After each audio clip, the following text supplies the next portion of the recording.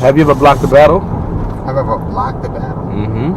What do you mean by block a battle? Have you ever told somebody if you battle here or there, or if you battle do that, we can't do further business due to the fact of something that you felt that shouldn't have happened, or no, I don't block. I don't think we talk about from business perspective. We ain't talking about a hater perspective. There's nobody that I've said to that's had a battle in motion that I've called and said, look, if you do that battle, then you're not over here anymore. I don't do that. Okay. Now, if I have an agreement with somebody coming into this thing, you know what I mean? That listen, I'm willing to put you on my stage, give you my platform and market you. But I'm not going to do that at another league's benefit. And we have that understanding and agreement. Of course, when I hear something, I'm going to ask because that is the agreement that we have. Okay, so based off the business perspective, you would so say let's hypothetical. Let's say somebody had an agreement with URL and they decide to battle over there in Poughkeepsie, and the battle's already set up and in motion. What conversation is Eric Beasley having with them on the phone? Well, it because if the battle was booked prior to our agreement, I would let them do it. What if it's booked after? And they tell you evidently we're going against the agreement. Because see, people are always quick to say, oh, that's wrong. The URL is this, that. Shut up, man. Oh my God, you guys. Stop it, man. All these things, right? But when we make the agreement, right? When we make the agreement is, yo, get me some PGs, get me onto the main stage, do this, do that, do this. Then I deliver those things. Then I pay them more than what they were getting paid. And then they turn around and take another battle someplace else. And then when I enforce the rules or stick to the contract on my end, then it's a problem. Then I'm being a crab or we're being wrong. But Beast, do you realize that you guys are like promoters to about over 50 artists? So how can one artist get enough battles if they don't take it somewhere else? Like how can they? I heard a lot of them talk about feeding their family. That's a lot of niggas use. You know what? A lot of people say, "Yo, man, I gotta feed my family." Yeah. But what happened before you came here, and you weren't getting paid at all? How were you feeding your family then? So when you in turn around and say, "Yo, I gotta feed my family. I'm missing all these opportunities are created by being here." Okay. These are not existing opportunities, because if they were existing opportunities, you would not agree to be here, to be here under those circumstances. Listen, this thing that we're trying to do, that we work towards, it's not about preventing people from meeting. I want to create more opportunity, but in the same token, you know, what's happened over the years, and I won't say any names, but there's been artists that have come in and then they take a million battles and they get watered down, they start choking, messing up, and then in the chase to try to get money, they crash, they fold, and then they're not useful anymore.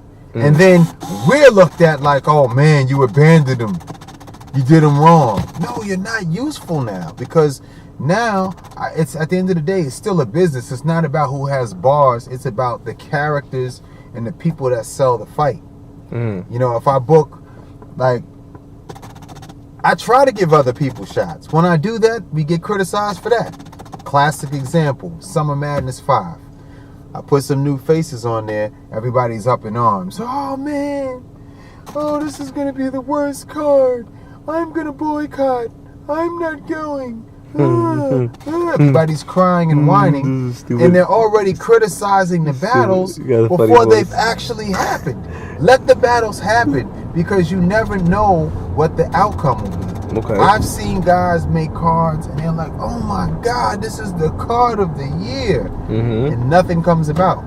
I won't even hate on anyone else's card. I'll give you a classic example of a URL card that on paper was like so crazy, which was Nome, was it Nome 3? With Hollow to Don? And Surf?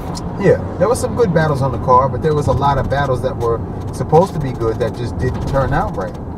And on paper, if you looked at that card, it was like the greatest thing ever. But when the battles actually took place, they weren't the greatest battles. And this is my league. It's something I put that, you know, we jointly put together as a collective, and it didn't turn out the way that it was supposed to. Then you have a card like Summer Madness 5, which everyone says, oh, this card sucks, this shit is trash, this isn't Summer Madness, Summer Sadness, blah, blah, blah, blah, blah. So you read all that. Right? And then, boom, the battles happen, and every battle is good. That's true. Every battle. So sometimes you got to trust us. Listen, we're not perfect. We're not always going to deliver these perfect cards that you guys want. We're not always going to make the best decisions. You know what I'm saying? We're not perfect. And when we make mistakes, I'll gladly admit it. Just as I mentioned, that Nome 3 didn't live up to expectations. But, you know, Summer Madness 5 was supposed to be the worst card ever, and it ended up being one of the best Summer Madnesses since Summer Madness 2. And I get a lot of people saying, well, that's not Summer Madness because you don't have this person or this isn't what, this isn't that. You gotta understand, we can't do Summer Madness 2 right now anymore because the names are bigger, everybody wants more money, and the venue space is limited. There's not many places to go in New York City. The rates on the venues jump exponentially. That's true. When you upgrade just as much as 500, the difference in venue price skyrockets. That's true. So you know you got to be sure that what you're getting into is going to be the right thing. And then guys' prices now are just through the roof. Just there's no way to possibly bring all those characters together. I don't know any league, not one, that has. You should see the requests we get in the face. Oh, you need to have Murder Mook, Loaded Lux, Hitman Holler, Averb, DNA, Clips, all on one night. Nobody's doing that right now. Nobody. No one. So, you know, if that, you know, you got to give us some leeway. We still try to deliver the best matches that we can. But, you know, it's not always going to be your favorite rapper. Sometimes we've tried to get your favorite rapper, but maybe he wants way more money than we can afford to pay. And that's just the reality of it. I'm not going to go bankrupt trying to make the best card. You know what I'm saying? I just can't afford to do it. This is why we're still around and we're still working hard to get better. You know, if you look at the leagues that have come and go over the last couple of years, from the rappers to the billionaires to the, you know, the drug dealers, whoever you want to say has come into the culture in an attempt to make a league and hire. They don't exist. They're gone. They're out of business. Everybody who comes in with these crazy rates and makes these wild deals and they're gone. They're folded. They're done. We're still here. We're still doing the biggest matches. We're still doing the biggest events. And, you know, we're trying to get better. As I said, we're not perfect. Everything that we do, you're not going to like, and that's okay. We know this. Listen, there's this sense of finality with battle rap. Like that every event is the ending event. Or every time another event comes that rivals one league, they place them against each other. Like this is just going to wipe out or eradicate the work that somebody has put in. And we can't do that. You know, if we make Summer Madness Nome 6 and you hate Nome 6, guess what? We're going to do Nome 7. And maybe you'll like Nome 7 or Nome 8. This is going to continue on for so let me ask you a question, because you go into so much details and, you know what I'm saying, you know, you talk a lot.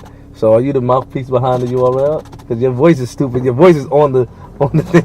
The voice. I don't know what you're talking about. That's not me, bro. That is your voice. Not me. URL. That's stupid ass voice. Now, but look, all jokes aside, all right, so I agree with a couple of things that you said. I agree with most of the things you said. Everything. Everything. Okay, hold on. 100% right. Hold on. Right from your perspective. Now, what was wrong? Nothing was wrong, but you can't say 100% right. It's 100% right then. But still right from your perspective. What's wrong? Everything I said is 100% right. Correct, but it's still from your view though. It's my view You have to have a debate with somebody that has a But different you're not view. debating against me, Flip. I'm not. I'm on your You're side. not telling me what's wrong. I'm not. There's nothing wrong with what you said. Okay, so it's 100% right. But from your point. No, period. It's a question answered. It's 100% right. All right, look. I got another question. What's up? There was a rumor that URL edit the sounds. I asked you back last time. Danny Myers, but not Danny. He didn't say it, but the people were saying it to him, and I don't know if he agreed. I don't want to speak for this man. Foolishness. They said you edit the And I'm sounds. gonna tell you why it's pure foolishness. You know, They said you, everyone is always looking for an excuse. People have to man up and accept what is. If you're a fan, your rapper didn't get his just deserved applause or whatever, doesn't mean that he wasn't good. Just means that whoever was there maybe wasn't feeling his applause. Now I'm gonna break down why we don't edit sound. Okay? When we record music, Flip, you're trying to kill us. You see that? He did that. Let's crazy. relax, bro. Beast. You almost took me out, man. It was almost over. He did that. I didn't do that. Oh man, you wouldn't have seen me till Nome 8.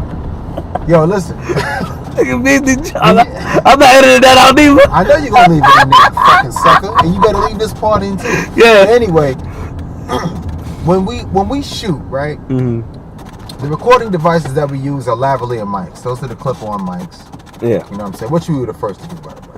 Anyway, I thought I'd throw that in there, a little trivia. Okay. But we throw the lavalier mics on, right? And it's a recording device. So basically, it's a frequency that records to a separate recorder. Okay. So that's the only recording device. And the only other thing that records are the mics that are on the cameras. If you noticed, all the mics are directed towards the principal, which are the two MCs that are on the stage. Mm-hmm. We don't have boom mics to record the crowd or the audience. So people say, yo, when I was at the event, it was so much louder. But on camera, it seems like they turned down the thing. We don't have separate tracks. It's all fused together as one. I see. The reason why it sounds lower is because if the cameras are faced at the principal, the miking devices are faced in this direction. The crowd is watching them on stage, so they're behind the recorded devices. So when they scream and it records, it doesn't come across as loud as it did as when you attended the venue, because the crowd is behind the recording devices. Okay? This is not television. These are not laugh tracks where you put them on and it's like, ha ha ha ha. And the applause. Okay, I got you. Go through and listen to it. It's all natural. Now, sometimes do some people get more applause than others? Yes. You know what I mean? So why did he feel that he got a lot of applause that day? It didn't transition to the footage. I don't know. I mean, I didn't see Danny Myers' interview where he said that. He didn't say it in the interview, but I think he said. I mean, he really didn't say it, but he said that the people who said they asked him about it. I saw mostly fans making these accusations. Yeah, that, yeah. I really don't want to say he we're said doing some it. protection. We're turning down the sounds. There's no way to do that. So anybody who thought that is pure nonsense. You need to research. So you can EQ go it. to the audio. There's no way you can do that because it's all fused together and recorded on one track. That's what I said. There's no way to do that. You know what I'm saying? And I'm definitely not spending my time trying to figure out some new method on how to do that. It doesn't make any sense. It's not beneficial to us in any way. It doesn't help us at all.